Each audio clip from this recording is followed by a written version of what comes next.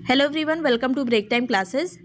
इस वीडियो में हम कंप्यूटर से रिलेटेड जितने भी क्वेश्चन आरओ के एग्जाम में पूछे जाते हैं, चाहे स्टैटिक पार्ट हो या फिर जो करंट से क्वेश्चन आता है, यूपी पीसीएस में भी पूछा जाता है, आरओ में भी, तो वो सभी यहाँ पर कंप्लीट कवर करेंगे। और ये सभी नोट्स वगैरह आपको आरओ वाले ग्रुप में मिल जाएंगे। आरओ यूपी पीसीएस का एक कंबाइंड ग्रुप भी चल रहा है, इसके अलावा यूपी पीसीएस का अलग भी ग्रुप चल रहा है। तो तीनों में से कोई भी ग्रुप ज्वाइन करने के लिए जो नंबर दिया है इस पर व्हाट्सएप करके ग्रुप की डिटेल्स ले सकते हैं। उसी पेड ग्रुप में आपको सभी जो सब्जेक्ट वाइज नोट्स है, PYQ है एक्सप्लेन करके, या फिर जो भी टेस्ट वगैरह है, वो सभी चीज़ें आपको उसी ग्रुप में मिल जाएंगी। तो ज्वाइन करने के लिए जो नंबर दिया है इस पर व्हाट्सएप करके ग्रुप की डिटेल्स ले सकते हैं। पूरा प्रोसेस उसी में बताया गया है। तो चलिए शुरू करेंगे। अंतर्राष्ट्रीय सुपर कंप्यूटिंग एक सम्मेलन अभी बुलाया गया है। तो ये सम्मेलन कहाँ पे आयोजित किया गया? तो ये जर्मनी में आयोजित किया गया है। और ये इंपॉर्टेंट सम्मेलन है क्योंकि इसमें 500 सुपर कंप्यूटरों की एक सूची जारी की गई है कि विश्व के सबसे अच्छे जो 500 कंप्यूटर हैं, सुपर कंप्यूटर हैं, उसमें से 4 भारतीय हैं। तो इन चारों के नाम हमें याद रखने हैं। अगर आप PCS मेंस भी दे रहे हैं वहाँ पे भी ये चीज़ें डाल सकते हैं कि हमारा कंप्यूटिंग के क्षेत्र में अगर सूचना प्रौद्योगिकी से क्वेश्चन आता है तो ये चीज़ें उसमें शामिल कर सकते हैं। कौन कौन सा इसमें भारत का है? तो एरावत जो है नंबर भारत की तरफ से पहले नंबर पर है। वैसे ये 75 नंबर पर है, 75वें नंबर पर है। और इसको स्थापित किया गया है सीडैक पुणे में। सीडैक पुणे में स्थापित है। इसकी क्षमता है 13,170 टेराफ्लॉप्स। इसके अलावा 131 नंबर पे आता है हमारा परम सिद्धि। पहले वाले का एरावत का नंबर याद रखना है कि 75वें नंबर पे है और भारत की तरफ से पहले नंबर पे है। फिर 131वें नंबर पर परम सिद्धि है, ये भी सीडैक पुणे में स्थापित है। फिर 169 नंबर पर प्रत्यूष है हमारा सुपर कंप्यूटर, और इसको रखा गया है Indian institute of tropical metrology जो संस्थान है पुणे में, वहाँ पर इसको मौसम विज्ञान संस्थान में रखा गया है प्रत्यूष को। इसका भी नंबर है 169। इसके बाद फिर 316 नंबर पे आता है हमारा मिहिर। तो 4 हमारे सुपर कंप्यूटर हो गए, एरावत, परम सिद्धि, प्रत्यूष और मिहिर। ये चारों एकदम रटे होने चाहिए। और मिहिर को स्थापित किया गया है national centre for medium range weather forecasting, Noida में इसको स्थापित किया गया है। मिहिर नोएडा में है। और परम सिद्धि जो है, परम सिद्धि पुणे में है। इसके अलावा एरावत भी पुणे में स्थापित है। प्रत्यूष जो है ये भी पुणे में स्थापित है। शुरुआत के तीनों जो हैं पुणे में है, मिहिर है नोएडा में। ये चीज़ें याद रखनी है। पहले नंबर पे एरावत। इसके अलावा पूरे विश्व में पहले नंबर पर कौन सा सुपर कंप्यूटर है? तो वो है फ्रंटियर, जो कि USA का है सुपर कंप्यूटर। सेकंड पे आता है फुगाकू, जो कि जापान का है। लूमी थर्ड पे आता है, जो कि फिनलैंड का है। अगर पूछा जाए भारत का पहला सुपर कंप्यूटर कौन सा था, तो परम 8000 जो है ये पहला सुपर कंप्यूटर था, जो कि 1991 में बनाया गया था भारत में, परम 8000। इसके अलावा एक क्वेश्चन जो अभी चर्चा में रहता है कि ChatGPT का विकास किसने किया है? तो ये माइक्रोसॉफ्ट के द्वारा डेवलप किया गया है। इसको जो डेवलपमेंट इसका किया गया है वो सुपर कंप्यूटर के थ्रू ही इसका डेवलपमेंट किया गया है। वैसे अगर नॉर्मल कंप्यूटर से बनाया जाता तो कई हज़ार साल इसको बनाने में लग जाते ChatGPT जैसे सॉफ्टवेयर को। तो ये माइक्रोसॉफ्ट ने बनाया सुपर कंप्यूटर के थ्रू। नेक्स्ट बात करेंगे, भारत में राष्ट्रीय सुपर कंप्यूटिंग मिशन यानी NSM को शुरुआत कब किया गया था इसका? तो NSM की शुरुआत हुई थी 2015 में। सुपर कंप्यूटिंग मिशन की शुरुआत 2015 में की गई थी। उसके बाद कई सारे हमारे यहाँ सुपर कंप्यूटर स्थापित हुए। उनमें से नाम पूछे जाते हैं कि कौन सा कहाँ पर स्थापित किया गया, वो भी आगे हम देखेंगे। इसके अलावा ऐप और पोर्टल भी देखेंगे आगे। यहाँ पे जो हम सुपर कंप्यूटर को मापते हैं वो फ्लॉप्स में मापा जाता है। तो फ्लॉप्स का फुल फॉर्म पूछा जा सकता है फ्लोटिंग पॉइंट ऑपरेशंस पर सेकंड। फ्लोटिंग पॉइंट ऑपरेशंस पर सेकंड जो है फ्लॉप का फुल फॉर्म है। आगे बात करेंगे हमारे भारत में कितने कितने कौन कौन से सुपर कंप्यूटर कहाँ पर स्थापित हैं। तो यहाँ पे देखिए IIT रुड़की जो कि उत्तराखंड में, यहाँ पर परम गंगा स्थापित किया गया। ये भी सुपर कंप्यूटर है। परम गंगा कहाँ पर है? IIT रुड़की में। परम कामरूप कहाँ पर स्थापित किया गया है? तो IIT गुवाहाटी में, असम में। परम कामरूप कहाँ पर है? असम का पुराना नाम कामरूप ऐसे नाम था उसका, तो इसीलिए यहाँ पे ये स्थापित किया गया IIT गुवाहाटी में। फिर परम शिवाय जो है IIT BHU में है, उत्तर प्रदेश में है परम शिवाय IIT BHU में। और IIT कानपुर में हमारे कौन सा है? तो परम संगणक जो है, परम संगणक कानपुर में। परम शिवाय जो है ये BHU में, और परम संगणक जो है IIT कानपुर में है। नेक्स्ट बात करेंगे परम शक्ति की। परम शक्ति IIT खड़गपुर में स्थित है। परम प्रवेग कहाँ है? तो IISc बेंगलुरु में परम प्रवेग स्थित है। परम पोरुल ये है तिरुचिरापल्ली तमिलनाडु में। सारे के नाम में परम ही लगा है, तो ये चीज़ याद रखिएगा। फिर आता है यहाँ पर परम अनंत, जो कि IIT गांधीनगर में स्थित है, गुजरात में। फिर परम ब्रह्म आता है IISR जो पुणे में है, वहाँ पर स्थित है परम ब्रह्म। परम सिद्धि सीडैक पुणे में स्थित है। तो ये कुछ इंपॉर्टेंट सुपर कंप्यूटर हैं, इसको याद रखना है एकदम, अपने दिमाग में इसको बैठा लीजिए। और जहाँ पे आपको मेंस में भी लिखना होगा वहाँ पे अगर इसको ऐसे बना देते हैं तो आपको अच्छे नंबर मिलेंगे। नेक्स्ट बात करेंगे, भारत की पहली हरित हाइड्रोजन मिश्रण परियोजना कहाँ पे शुरू की गई है? तो ये गुजरात में सूरत में शुरू की गई है। पहली वैदिक घड़ी की स्थापना कहाँ पे की जा रही है? जहाँ पे वैदिक घड़ी लगाई जाएगी ये उज्जैन में उज्जैन में महाकाल है, मध्य प्रदेश में, वहाँ पे ये स्थापित की जा रही है। वायुलिंक नाम का एक स्वदेशी डेटा लिंक संचार विकसित किया जा रहा है, किसके द्वारा? तो वायुलिंक विकसित किया जा रहा है भारतीय वायुसेना के द्वारा। फिर आता है हिंदुजा।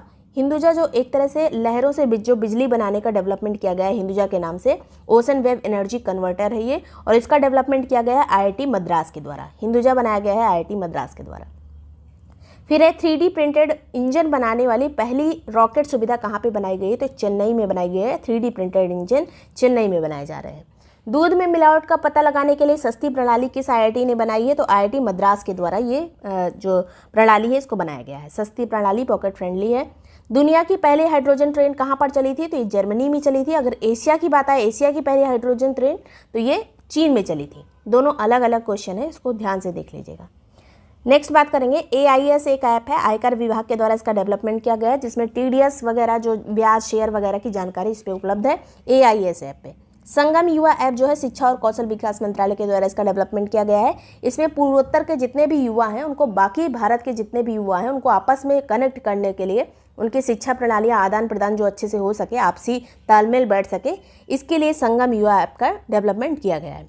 फिर आता है प्रहरी ऐप। इसको BSF और गृह मंत्रालय ने मिलकर बनाया है प्रहरी ऐप को।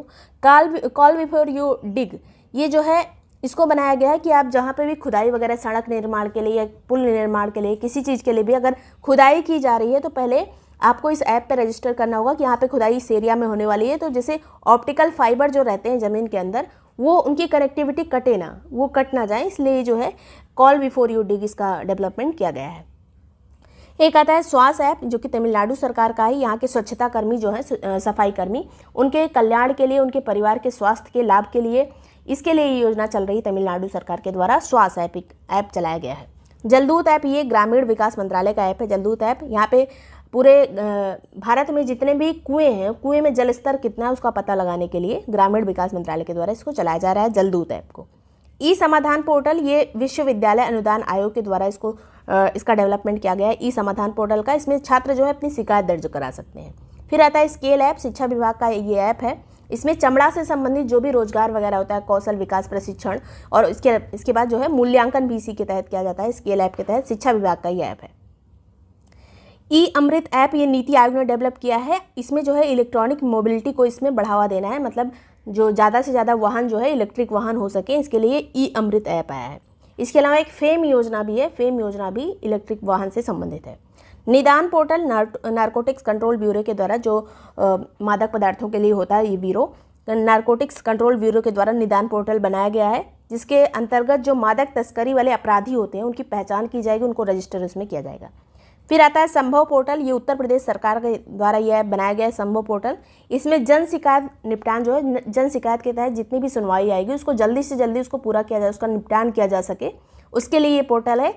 इसके अलावा जो सार्वजनिक वितरण प्रणाली है उसमें भी पारदर्शिता लाने के लिए, ट्रांसपेरेंसी लाने के लिए यूपी सरकार के द्वारा ये संभव पोर्टल बनाया गया है।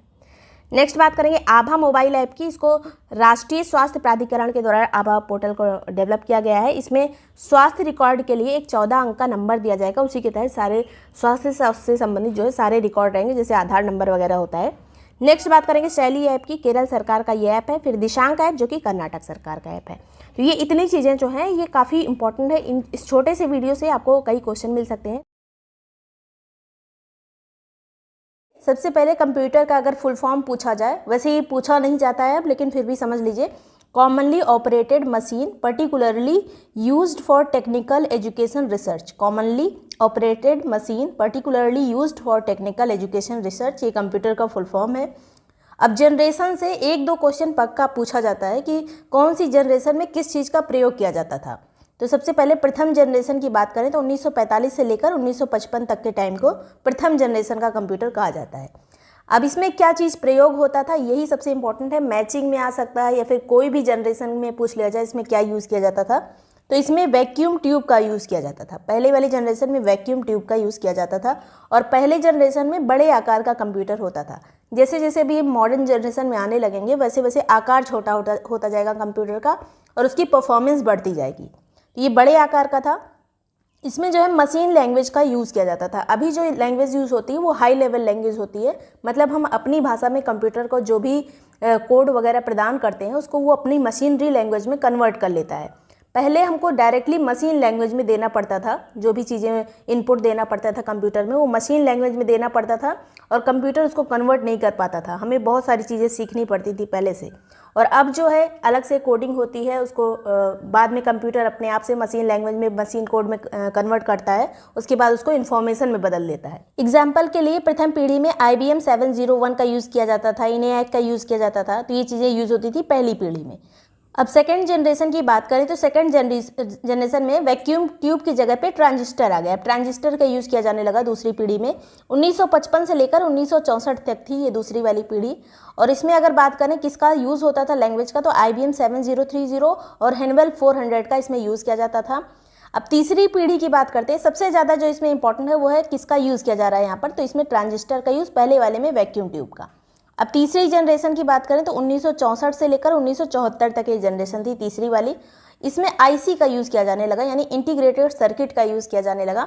और इसमें हाई लेवल लैंग्वेज भी यूज़ की जाने लगी, जैसे COBOL language, Fortran language, basic C++, इसका यूज़ होने लगा था तीसरी पीढ़ी वाली में, मतलब 1964 से लेकर 1974 के बीच में। सबसे ज़्यादा इंपॉर्टेंट है यहाँ पे IC का यूज़ किया जाने लगा। अगली जो पीढ़ी है, चौथी पीढ़ी, फोर्थ जनरेशन, वो 1975 से लेकर 1989 तक थी है। यहाँ पर 1989 तक ये चौथी पीढ़ी चली थी। और इसमें जो है माइक्रो प्रोसेसर का यूज़ किया जाने लगा। IC की जगह पर अब क्या आ गया, तो माइक्रो प्रोसेसर आ गया। हम लोग जो यूज़ करते थे माइक्रो प्रोसेसर ही अभी तक यूज़ करते हैं। इसमें SQL लैंग्वेज का यूज़ किया जाता है, यूनिक्स हो गया, ओरेकल वगैरह, जावा आ गई, बहुत सारी लैंग्वेज आ गई। लेकिन अब पाँचवीं पीढ़ी की बात करें तो पाँचवीं पीढ़ी में एक चीज़ और डेवलप हुई है, जो कि आर्टिफिशियल इंटेलिजेंस भी अब आ गया है, AI भी आ गया है। तो ये 1989 से अभी तक चल रहा है। इसमें सभी language high level language use होती हैं, ये सभी भी यूज़ होती हैं और ये सभी भी यूज़ होती हैं, जावा, पाइथन वगैरह सभी लैंग्वेज फिफ्थ जनरेशन में प्रयोग हो रही हैं। नेक्स्ट यहाँ पे बात करेंगे, अब यहाँ पे पांचों चीज़ें इंपॉर्टेंट है, जैसे माइक्रो प्रोसेसर है इसमें चौथी पीढ़ी में, पाँचवीं में है AI का यूज़ किया जाने लगा। आगे बात करेंगे फादर ऑफ कंप्यूटर किसको कहा जाता है, तो चार्ल्स बेबेज को कहते हैं। सीधे सीधे क्वेश्चन, हमेशा कुछ इजी वाले क्वेश्चन आते ही हैं। इसके अलावा आधुनिक कंप्यूटर की खोज किसने की थी, तो वॉन न्यूमैन को आधुनिक कंप्यूटर का जनक कहा जाता है। आधुनिक कंप्यूटर की खोज हुई कब थी, तो 1946 में। कंप्यूटर की महान क्रांति कौन से ईयर को कहा जाता है, तो 1960 को, 1960 को। कंप्यूटर साक्षरता दिवस कब मनाया जाता है, तो 2 दिसंबर को कंप्यूटर साक्षरता दिवस के रूप में मनाते हैं। भारत में निर्मित पहला कंप्यूटर कौन सा था, तो इसका नाम था सिद्धार्थ कंप्यूटर। नेक्स्ट यहाँ पे कंप्यूटर की अगर कैरेक्टरिस्टिक पूछ ली जाए, कंप्यूटर की क्या क्या विशेषताएं होती हैं, तो कुछ ऑप्शन उसमें होंगे और यही लगभग सभी ऑप्शन होंगे। इसके अलावा एक आध एक्स्ट्रा अगर दिया रहेगा तो वही वाला गलत होगा। तो स्पीड अच्छी होती है, तीव्रता होती है, एक्यूरेसी होती है मतलब शुद्धता होती है, स्टोरेज अच्छा होता है, डिलीजेंस होता है मतलब प्रतिबद्ध होते हैं कंप्यूटर। अगर कंप्यूटर में जो है थोड़ा बहुत आपको इंग्लिश वाले शब्द भी देखने पड़ेंगे। वर्सटैलिटी होती है, बहुकौशल होता है, यानी ऑटोमेशन होता है, कुछ चीज़ें ये अपने आप से करता है। तो कंप्यूटर में ये सभी इसकी विशेषताएँ हैं। आगे बात करेंगे कंप्यूटर, टाइप्स ऑफ कंप्यूटर कितने तरह के हो सकते हैं, तो एनालॉग कंप्यूटर होता है, डिजिटल कंप्यूटर होता है, हाइब्रिड कंप्यूटर होता है।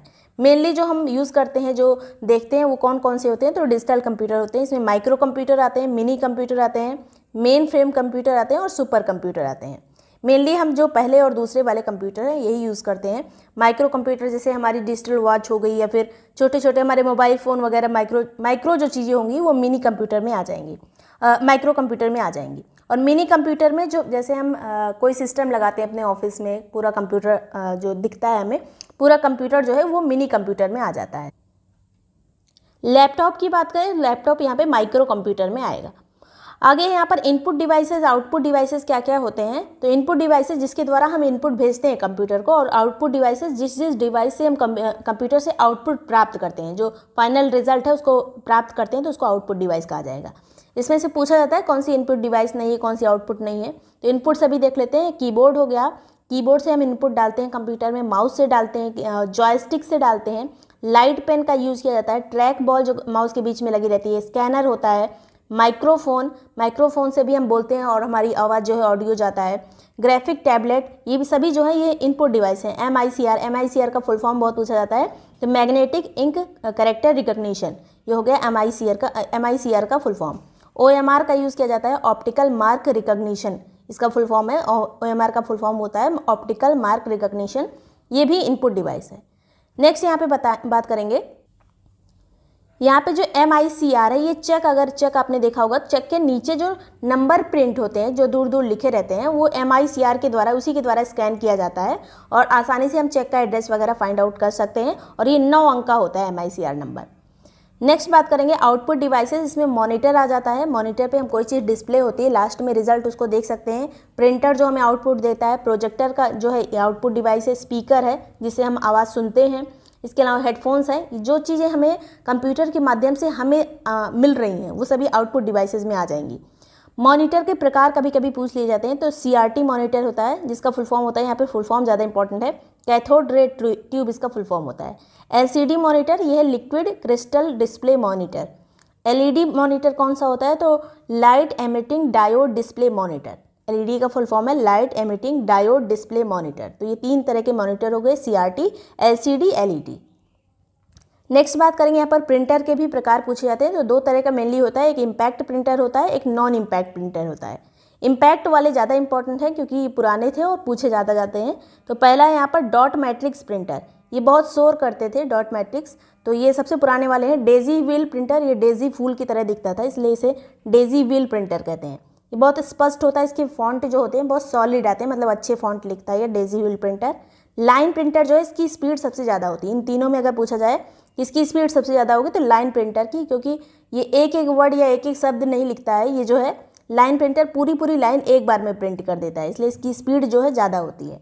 नॉन इम्पैक्ट में लेज़र प्रिंटर आता है, photo printer, inkjet printer, portable printer, इसके अलावा multi functional printer, thermal printer जो कि ATM में यूज़ होते हैं, थर्मल प्रिंटर जो हमारा स्लिप निकलती है उसमें। तो ये चीज़ें इंपॉर्टेंट है, यहाँ पर जितनी चीज़ें प्रिंटर के बारे में यहाँ पे बताई हैं वही पूछी जाती हैं अक्सर एग्जाम में। नेक्स्ट बात करेंगे कंप्यूटर के भाग कौन कौन से होते हैं, तो एक हार्डवेयर होता है, एक सॉफ्टवेयर होता है। हार्डवेयर वो पार्ट होते हैं जो हमें दिखाई पड़ते हैं और जिसको हम स्पर्श कर सकते हैं। हार्डवेयर में अब कौन कौन सी चीज़ आ जाएगी, तो इनपुट डिवाइसेस सभी आ जाएंगी, जैसे माउस हो गया, माइक, कैमरा, जॉयस्टिक, ये सभी जो है जितनी भी इनपुट डिवाइस हम छू सकते हैं हार्डवेयर में वो सभी आ जाएंगी इसमें। प्रोसेसिंग यूनिट आ जाएगी, जैसे CPU हो गया, ALU हो गया जो अरिथमेटिकल लॉजिकल यूनिट होता है, CU हो गया कंट्रोल यूनिट, ये सभी जो है प्रोसेसिंग यूनिट जितनी भी होती हैं सब हार्डवेयर में आ जाती हैं क्योंकि हम इसको छू सकते हैं, CPU वगैरह को हम टच कर सकते हैं। आउटपुट डिवाइसेस भी हार्डवेयर में आती हैं, कौन कौन सी, जैसे प्रिंटर, मॉनिटर, स्पीकर, ये सभी जितनी भी आउटपुट डिवाइसेस हैं सब हार्डवेयर के अंतर्गत आ जाती हैं। सेकेंडरी स्टोरेज भी हार्डवेयर के अंतर्गत आता है। सेकेंडरी स्टोरेज में वो स्टोरेज होता है सेकेंडरी स्टोरेज जिसको हम बाहर से इंसर्ट करते हैं कंप्यूटर में, जैसे फ्लॉपी डिस्क हो गया, हार्ड डिस्क हो गया, पेन ड्राइव, कॉम्पैक्ट डिस्क, जितना भी बाहर से मेमोरी लगाते हैं उसको सेकेंडरी स्टोरेज में कहा जाता है। नेक्स्ट यहाँ पे बात करेंगे सॉफ्टवेयर क्या होगा, ये तो हार्डवेयर हो गए जितने भी ये डिवाइसेस हो गए, input, output, processing unit, secondary storage, ये सभी हार्डवेयर हो गए, इनको हम छू सकते हैं, देख सकते हैं। सॉफ्टवेयर जो है जिसको हम छू नहीं सकते, स्पर्श नहीं कर सकते, और इसको जो है सिस्टम सॉफ्टवेयर भी कहा जाता है, ऑपरेटिंग सिस्टम भी कहा जाता है इसी को। और अगर एक बेसिकली एक टर्म दिया जाए, एक नाम दिया जाए इसको, तो ग्रुप ऑफ सॉफ्टवेयर मिलके ऑपरेटिंग सिस्टम बनाते हैं। ऑपरेटिंग सिस्टम किसको कहते हैं, तो बहुत सारे जब सॉफ्टवेयर एक साथ इकट्ठा हो जाते हैं तब उसको ऑपरेटिंग सिस्टम कहा जाता है। अगर किसी कंप्यूटर में या किसी फ़ोन में ऑपरेटिंग सिस्टम नहीं पड़ा है, मतलब वो एक खाली डब्बा है, उसका कोई मूल्य भी नहीं होगा, तो मतलब वही डिब्बे के जैसा मूल्य होगा उसका। तो ऑपरेटिंग सिस्टम मोस्ट इंपॉर्टेंट होता है। और ये कितने तरह के ऑपरेटिंग सिस्टम हो सकते हैं, ये OS जो लिखा है ये ऑपरेटिंग सिस्टम है। तो सिंगल यूज़र एक होता है, मल्टीटास्किंग ऑपरेटिंग सिस्टम होता है, मल्टी यूज़र ऑपरेटिंग सिस्टम होता है, batch operating system, real time operating system जो तुरंत हमने इनपुट दिया तुरंत हमारा सारा काम हो जाएगा, तो रियल टाइम वही है कि तुरंत हमको रिजल्ट प्राप्त हो जाए। Time sharing operating system, network operating system, ये सभी तरह तरह के मतलब ऑपरेटिंग सिस्टम है। इसमें से कोई भी आ जाए अगर ऑप्शन में ये ऑपरेटिंग सिस्टम का प्रकार है या नहीं, तो इतने सारे इसके प्रकार होते हैं। अब एग्जाम्पल क्या है ऑपरेटिंग सिस्टम का, तो विंडोज़ हो गया, चाहे विंडोज 7, 10, 8, 9, 11 सब जो है, 9 तो नहीं, विंडोज़ जो है जितनी भी तरह की विंडोज़ दिखेंगी सब ऑपरेटिंग सिस्टम है।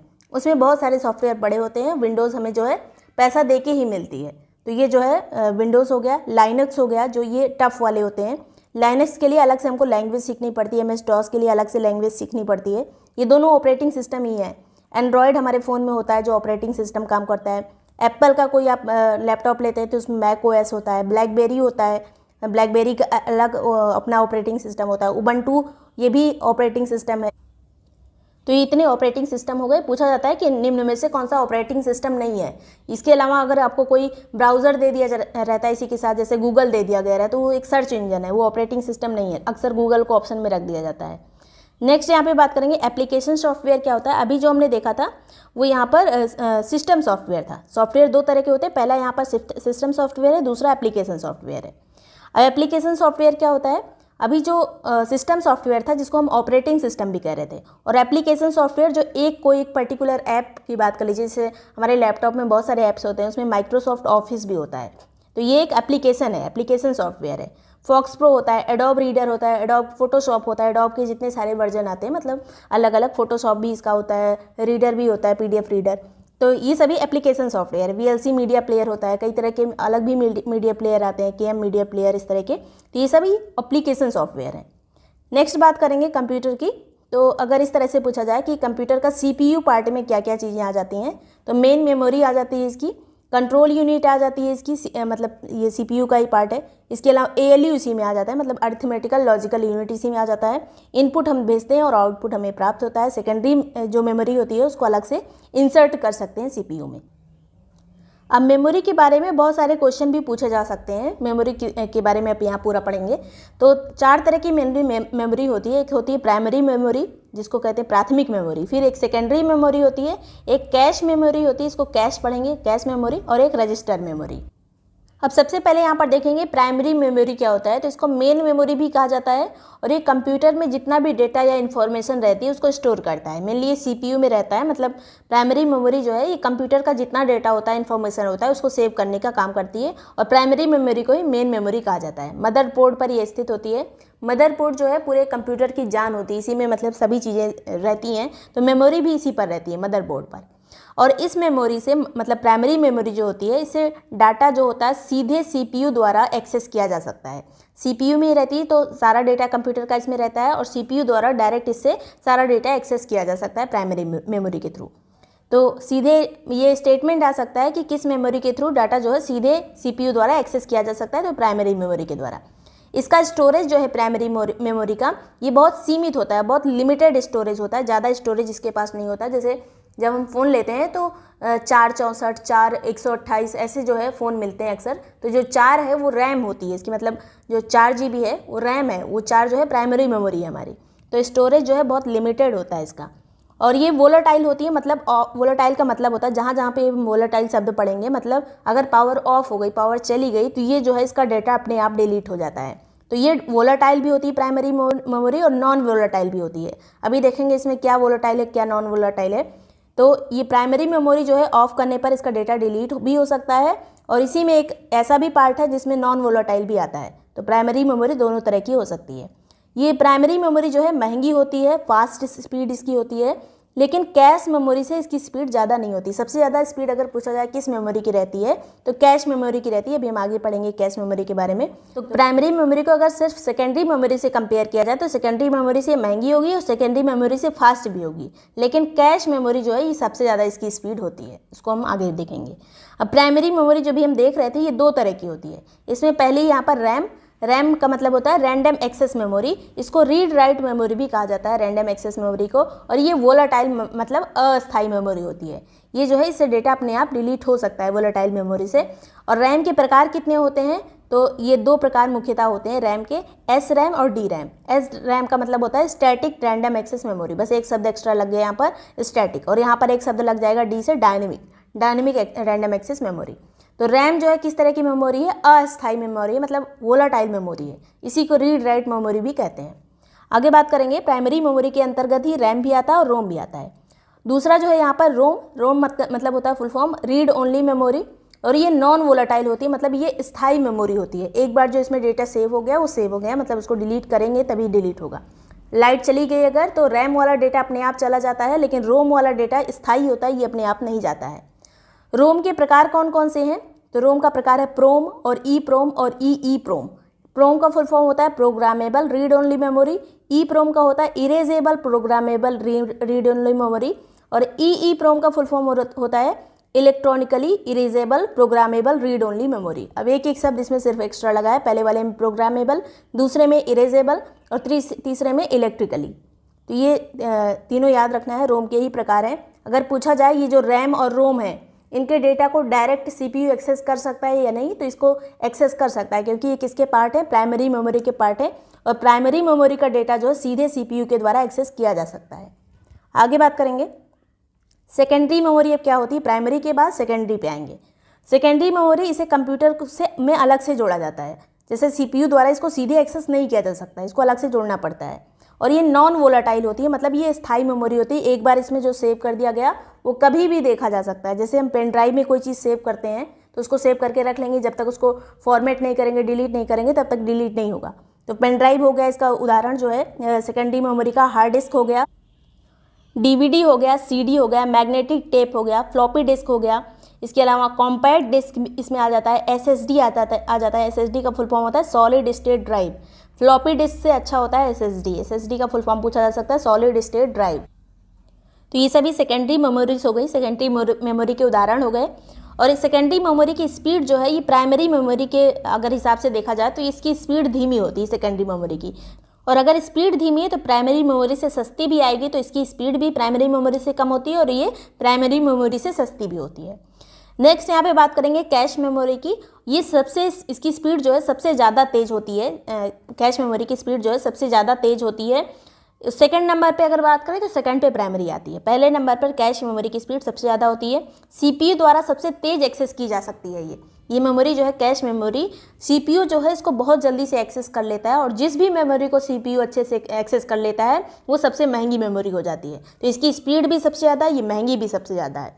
इसके अलावा ये जो कैश मेमोरी होती है ये मेन मेमोरी और CPU के बीच में बफर का काम करती है। देखिए अगर हम कोई ऐप डाउनलोड करते हैं तो उसको जब डिलीट करते हैं तो उसका कैश वाला डेटा बचा रह जाता है। जब तक कैश वाला डेटा कैश मेमोरी का डेटा डिलीट नहीं होता है तब तक वो पूरी तरह से ऐप नहीं जाता, उसके कुछ प्रोग्राम्स जो हैं बच जाते हैं। तो अगर हम उसी टाइप का अगर दूसरा भी ऐप डाउनलोड करते हैं तो वो चलता नहीं है हमारे फ़ोन में, तो पहले जाकर स्टोरेज में उसका कैश का डेटा डिलीट करना पड़ता है कैश मेमोरी का, उसके बाद ही वो पूरी तरह से दोबारा डाउनलोड होता है। ये बहुत जल्दी से एक्सेस कर लिया जाता है कैश मेमोरी का डेटा। CPU की परफॉर्मेंस बढ़ाती है ये कैश मेमोरी जो है, CPU की परफॉर्मेंस बढ़ाती है, सबसे महंगी होती है। और डाटा जो है इसमें बहुत देर के लिए सेव नहीं रहता है, डाटा हमेशा के लिए इसमें सेव नहीं रह सकता कैश मेमोरी में। महंगी तो होती है लेकिन हमेशा के लिए डाटा सेव नहीं रख सकती। बस ये परफॉर्मेंस बढ़ाती है CPU की, क्योंकि ये मतलब तेज़ होती है, इसकी स्पीड ज़्यादा होती है, ज़्यादा डेटा ये स्पीड सेव नहीं कर सकती ज़्यादा देर तक, और बहुत कम मात्रा में डेटा को ये सेव भी करती है।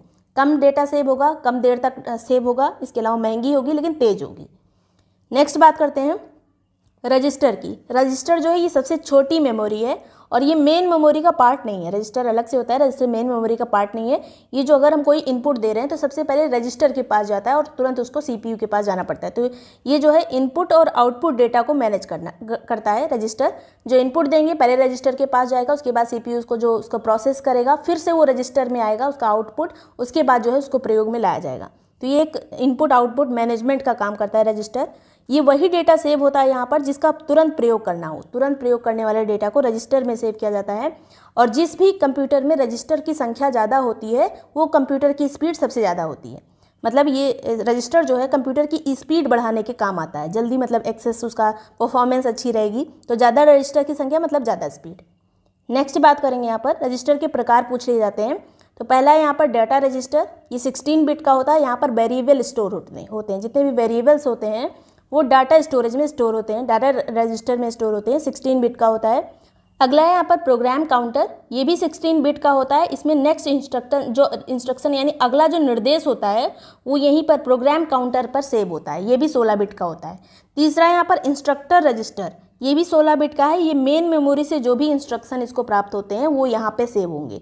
जो इंस्ट्रक्टर रजिस्टर है वो मेन मेमोरी के इंस्ट्रक्शन को सेव करता है। फिर आता है एक्यूमुलेटर, ये भी 16 बिट का होता है। ये आउटपुट को स्टोर करता है। एक्यूमुलेटर का काम है जो भी आउटपुट आया है उसको स्टोर करना। फिर एड्रेस रजिस्टर, ये 12 बिट का होता है एड्रेस रजिस्टर, और कोई भी चीज़ मेमोरी में कहाँ पर है उसकी लोकेशन एड्रेस को सेव करने का काम करता है ये address register. Input output register जो है ये इनपुट आउटपुट एड्रेस को सेव करने का काम करता है, उसको स्टोर करने का काम करता है। सभी चीज़ें यहाँ पर इंपॉर्टेंट नहीं है, बस ये एड्रेस रजिस्टर याद रखिएगा कि ये लोकेशन को सेव करता है। जो भी लोकेशन होगी किसी मेमोरी की उसको सेव करता है। बस एक बार सुन लीजिए, हो सकता है अगर एग्जाम में आ जाए तो। आगे बात करेंगे बग क्या होता है। तो बग जो है ये कोई भी तरह की अगर कंप्यूटर में एरर आ गई, कोई फ्लॉ हो गया, कोई फेल्योर हो गया, कोई अनएक्सपेक्टेड फॉल्ट हो गई, मतलब कोई भी गलती हो गई, किसी तरह की भी एरर हो गई तो उसको कहेंगे बग आ गया है। वायरस क्या है, तो ये वायरस अगर आ गया कंप्यूटर में तो मतलब कोई भी फंक्शन आप कर रहे हैं तो वो नॉर्मली हो नहीं पाएगा, उसको रेस्ट्रिक्ट करेगा, उसको रोकेगा, कोई फंक्शन जो है प्रॉपर्ली हो नहीं पाता। अपना हमारे फ़ोन में अगर वायरस आ जाता है तो हम चीज़ें करते रहते हैं, वो होती नहीं है, तो उसको हटाना थोड़ा मुश्किल हो जाता है वायरस अगर आ गया तो। मालवेयर की बात करते हैं। मालवेयर क्या है? मालवेयर एक तरह का सॉफ्टवेयर होता है, इसको जो है हैकर्स के द्वारा सॉफ्टवेयर बनाया जाता है मालवेयर को। ये एक अलग तरह का सॉफ्टवेयर होता है जो अगर आपके कंप्यूटर में घुस गया एक बार तो वो जो है तुम्हारी सारी इन्फॉर्मेशन ले लेगा, तुम्हारे कंप्यूटर का एक्सेस भी ले लेगा, क्या क्या आप काम कर रहे हैं सब कुछ देख सकता है, सारा चीज़ निकाल सकता है। तो मालवेयर जो है सबसे खतरनाक होता है, एक तरह का सॉफ्टवेयर होता है जो कि इंटेंशनली बनाया जाता है किसी के द्वारा। नेक्स्ट बात करेंगे यहाँ पर कुछ विशेष चीज़ें जो एग्जाम में पूछी जा सकती हैं, जैसे आईसी चिप ये किसकी बनी होती है? इंटीग्रेटेड सर्किट जिसको कहते हैं, किसकी बनी होती है? तो सिलिकॉन की बनी होती है। इसके अलावा इलेक्ट्रॉनिक मेल के जनक कौन थे? आर्थर सी क्लार्क थे।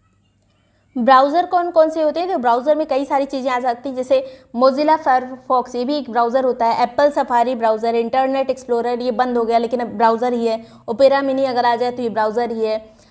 माइक्रोसॉफ्ट एज ये भी ब्राउज़र है। क्रोम भी ब्राउज़र है, जहाँ पे हम लिख के कोई चीज़ सर्च कर सकते हैं। जैसे मान लीजिए कि हमने क्रोम खोल लिया, अपने गूगल की बात नहीं करी जा रही, गूगल जो है एक सर्च इंजन है और क्रोम क्या है? क्रोम जो है एक ब्राउज़र है, उस पर हम बहुत सारी चीज़ें एक्सेस कर सकते हैं, बहुत सारी वेबसाइट खोल सकते हैं। और मोजिला फायरफॉक्स भी उसी तरह है, बहुत सारी चीज़ें इस पर भी गूगल को ओपन किया जा सकता है। एप्पल सफारी पर भी गूगल ओपन हो सकता है। तो ये सभी जो है ये एक ब्राउज़र है। इसके अलावा सॉफ्टवेयर की बात करें तो सॉफ्टवेयर का प्राथमिक काम क्या है, प्राइमरी इसका यूज़ क्या है? तो रॉ डेटा को इन्फॉर्मेशन में बदलना, जो भी हमारा उल्टा सीधा जो भी डेटा होगा, इनपुट होगा, उसको इन्फॉर्मेशन में कन्वर्ट करने का काम करता है सॉफ्टवेयर। IBM का फुल फॉर्म क्या है? तो इंटरनेशनल बिजनेस मशीन इसका फुल फॉर्म है। और IBM का अगर आर्टिफिशियल इंटेलिजेंस वाला टूल देखा जाए तो क्या है? तो वाटसन। वाटसन का यूज़ कौन करता है? तो IBM वाटसन का यूज़ करता है। नेक्स्ट बात करेंगे, मेमोरी यूनिट पूछी जाती है। सबसे छोटी अगर कंप्यूटर की यूनिट पूछी जाए तो बिट है। बिट में 0 और 1 सिर्फ होता है। 0 समझता है कंप्यूटर या फिर 1 समझता है। ये मशीनरी लैंग्वेज है 0 और 1, तो ये सबसे छोटा डेटा होता है बिट। और एक निबल में कितने बिट होते हैं? तो एक निबल में 4 बिट होते हैं। एक बाइट में कितने बिट होते हैं? तो एक बाइट में 8 बिट होते हैं। एक KB किसके बराबर होता है? तो 1024 बाइट्स के बराबर होता है। अगर इसको बाइनरी में देखा जाए तो 1024 होगा, अगर डेसिमल में देखा जाए तो 1000 होगा। नॉर्मली जो है 1024 ही होता है बाइट। अगर 1024 ना मिले तो आप 1000 चूज़ करना। 1 KB में 1024 बाइट्स। और 1 MB की बात करें तो 1024 KB। 1 GB की बात करें तो 1024 MB होता है। 1 टेराबाइट की बात करें तो इसको होता है यहाँ पर, ये गीगाबाइट है, GB जो है गीगाबाइट है, MB जो है ये मेगाबाइट है, TB जो हो गया टेराबाइट हो गया। और 1 टेराबाइट में 1024 गीगाबाइट होता है। और 1 पेटाबाइट में जो है 1024 टेराबाइट होता है। तो ये इतनी चीज़ें ज़रूर पता होनी चाहिए। आगे बात करेंगे, सबसे तेज़ अगर विश्व में एक सुपर कंप्यूटर की बात करें तो इस समय में सबसे तेज़ जो है सुपर कंप्यूटर अमेरिका के पास है, जिसका नाम है फ्रंटियर। और सेकंड नंबर पे फुगाकू है जो कि जापान का सुपर कंप्यूटर है। पहले फुगाकू नंबर 1 पे था लेकिन अब फ्रंटियर नंबर 1 है। और हमारे भारत का सबसे तेज़ सुपर कंप्यूटर कौन सा है? तो हमारे भारत का है परम सिद्धि कंप्यूटर, जो सबसे तेज़ है। इसके अलावा हाई लेवल लैंग्वेज कौन कौन सी होती हैं अगर पूछा जाए तो फोर्ट्रॉन होती, COBOL, basic, ALGOL, pascal, fourth, C++, जावा, ये सभी जो है हाई लेवल लैंग्वेज हैं जो हम यूज़ करते हैं कोडिंग में। आगे बात करेंगे नेटवर्क टोपोलॉजी अगर पूछ लिया जाए, कितने तरह से नेटवर्क को कनेक्ट किया जा सकता है? तो यहाँ पर पहली जो टोपोलॉजी है वो है रिंग टोपोलॉजी। पूछ लिया जाता है जैसे कि अगर कोई क्लाइंट जो है आपस में एक रिंग की तरह कनेक्टेड है तो उसको किस तरह का नेटवर्क कहा जाएगा? तो रिंग टोपोलॉजी उसको कहा जाएगा। तो यहाँ पे कई तरह के क्लाइंट आपस में कनेक्ट होते हैं, अगर एक का भी कनेक्शन यहाँ पे कट गया, इस तरह से भी क्वेश्चन पूछा जाता है कि किस तरह के नेटवर्क में अगर एक कनेक्शन फेल हो गया तो जितना लोग हैं सबका कनेक्शन फेल हो जाएगा। तो यही वाली है रिंग टोपोलॉजी, एक कनेक्शन कट गया तो सभी के कनेक्शन कट जाएंगे। आगे बात करेंगे बस टोपोलॉजी, ये अच्छी समझी जाती है क्योंकि एक मेन केबल होती है इसमें और बाकी जो है क्लाइंट इससे अलग अलग शाखा में जुड़े रहते हैं। अगर एक क्लाइंट यहाँ से कट गया तब भी ये मेन लाइन जो है चलती रहेगी, एक कट गया तो बाकी सभी कनेक्टेड रहेंगे, इसको कहते हैं बस टोपोलॉजी। फिर अगला जो नेटवर्क है वो है स्टार टोपोलॉजी। इसमें एक होस्ट होता है और बाकी सभी क्लाइंट होते हैं। अगर होस्ट किसी तरह से फेल हो गया यहाँ पर तो बाकी जो है क्लाइंट भी फेल हो जाएंगे, लेकिन अगर एक क्लाइंट सिर्फ फेल हो गया तो सभी क्लाइंट यहाँ पर काम करते रहेंगे, होस्ट नहीं फेल होना चाहिए बस। आगे बात करेंगे मेश टोपोलॉजी। मेश में सब इधर उधर बहुत सारे केबल्स की ज़रूरत होती है, बहुत महंगा ये वाला टोपोलॉजी नेटवर्क होता है, इसमें सब कुछ इधर उधर कनेक्टेड रहता है, इसको कहते हैं मेश टोपोलॉजी। फिर है यहाँ पर ट्री टोपोलॉजी में क्या होता है, ये पेड़ की तरह होती है। एक मेन होता है होस्ट, उसके बाद बाकी सभी क्लाइंट, एक क्लाइंट से बाकी क्लाइंट जुड़े रहते हैं। लास्ट वाला नोड अगर डिस्कनेक्ट हो गया तब तो कोई फर्क नहीं पड़ेगा, लेकिन अगर इनमें से कोई डिस्कनेक्ट हो गया तो इस पर फर्क पड़ेगा, सभी जो है फेल हो जाएंगे।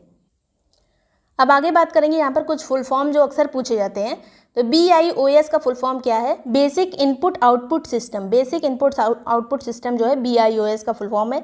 CD का फुल फॉर्म है कॉम्पैक्ट डिस्क। CPU का सेंट्रल प्रोसेसिंग यूनिट। सभी यहाँ पर एक दो बार रिवाइज करना पड़ेगा। DVD का फुल फॉर्म क्या होता है? Digital video disc. DVD का डिजिटल वीडियो डिस्क, यहाँ पे V का मतलब है वीडियो। FDD होता है फ्लॉपी डिस्क ड्राइव। दो डबल डी है यहाँ पर एक का नाम है डिस्क, एक का नाम है drive, floppy disk drive. HDD क्या है? तो HDD जो है हार्ड डिस्क, हम उसको सीधे सीधे कह देते हैं सिर्फ, लेकिन इसमें एक ड्राइव भी जुड़ा होता है, hard disk drive.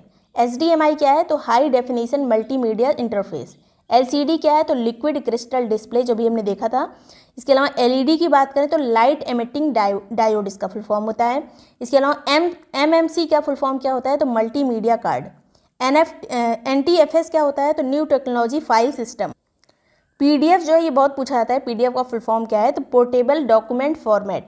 Portable document format PDF का फुल फॉर्म है। प्रोम का फुल फॉर्म है programmable read only memory. RAM का है रैंडम एक्सेस मेमोरी। रोम का है रीड ओनली मेमोरी। फिर आगे बात करेंगे SMPS का फुल फॉर्म होता है switch mode power supply. SMPS का switch mode power supply. SSD का फुल फॉर्म होता है सॉलिड स्टेट ड्राइव। UPS का होता है अनइंटरप्टेड पावर सप्लाई। USB का फुल फॉर्म होता है, ये इंपॉर्टेंट है, USB यूनिवर्सल सीरियल बस। यूनिवर्सल सीरियल बस USB का फुल फॉर्म है।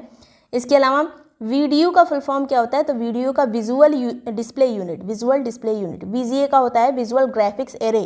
विजुअल ग्राफिक्स ए का होता है यहाँ पर एरे। फिर कुछ कंप्यूटर सॉफ्टवेयर है जो ऐसे पूछा जा सकता है, कंप्यूटर में ही ये सभी जो चीज़ें लगी रहती हैं। जैसे ALU का फुल फॉर्म है अरिथमेटिक लॉजिकल यूनिट। इसके अलावा DVI का फुल फॉर्म होता है डिजिटल विजुअल इंटरफेस। OS का ऑपरेटिंग सिस्टम। वायरस का फुल फॉर्म क्या है? तो whittle information resources under seize. यहाँ पर सब चीज़ें सीज हो जाती हैं, तो यहाँ पे S का मतलब हो गया सीज। CDMA का फुल फॉर्म क्या होता है? तो code division multiple access. Code division multiple access. DNS का फुल फॉर्म क्या होता है? Domain name system. यहाँ पे DNS important, domain name system. GPRS का फुल फॉर्म होता है general packet radio service. General packet radio service. GSM का होता है global system for mobile communication. GSM global system for mobile communication. HTML होता है hyper text markup language. IP का full form होता है इंटरनेट प्रोटोकॉल। प्रोटोकॉल क्या होते हैं? तो बहुत सेट ऑफ रूल्स होते हैं, बहुत सारे रूल्स अगर मिला दिया जाए तो उसको प्रोटोकॉल कहा जाता है। ISP क्या होता है? तो इंटरनेट सर्विस प्रोवाइडर। SIM का फुल फॉर्म भी कई बार पूछा जा चुका है, तो सब्सक्राइबर आइडेंटिटी मॉड्यूल। URL का फुल फॉर्म होता है यूनिफॉर्म रिसोर्स लोकेटर। अगला यहाँ पर VPS, बहुत ज़्यादा नहीं है इसमें, बस जितना है उतना ज़रूर पढ़ना है। VPS की बात करें तो वर्चुअल प्राइवेट सर्वर। WAN का फुल फॉर्म होता है वाइड एरिया नेटवर्क। वाईफाई का फुल फॉर्म होता है वायरलेस फिडेलिटी। VLAN का होता है यहाँ पर wireless local area network. WW का होता है वर्ल्ड वाइड वेब। अगला यहाँ पर GIF का फुल फॉर्म होता है ग्राफिकल इंटरचेंजेबल फॉर्मेट। GIF का फुल फॉर्म, जो GIF भेजते हैं जिसमें आवाज़ नहीं होती, छोटा सा वीडियो होता है, तो ग्राफिकल इंटरचेंजेबल फॉर्मेट। SD का होता है हाई डेफिनेशन और MP3 का होता है MPEG ऑडियो लेयर 3। तो ये इतनी चीज़ें इंपॉर्टेंट थी। वीडियो पसंद आया, यूज़फुल लगा तो लाइक और सब्सक्राइब कर लीजिएगा। तो ये इतनी चीज़ें जो हैं करंट और जो स्टैटिक पार्ट है उसे मोस्ट इंपॉर्टेंट थी। थोड़ा कुछ और क्वेश्चन इसमें दिए गए हैं, ये सभी जो है आपको RO वाले ग्रुप में भी मिल जाएगा। इसके अलावा UP PCS RO के कंबाइंड ग्रुप में भी और UP PCS वाले ग्रुप में भी मिल जाएगा। और जो करंट अफेयर वगैरह हैं, जो बाकी के हैंड रिटन नोट्स हैं, वो सभी आपको तीनों ग्रुप में मिलेंगे। तो ग्रुप को ज्वाइन करने के लिए जो नंबर दिया है इस पर व्हाट्सएप करके ग्रुप की डिटेल्स ले सकते हैं, उसको प्रॉपरली पढ़कर ग्रुप को ज्वाइन कर सकते हैं। और सब कुछ प्रोसेस उसी में बताया गया है, व्हाट्सएप करेंगे तो आपको सभी चीज़ें मिल जाएंगी। Thank you so much for watching break time classes.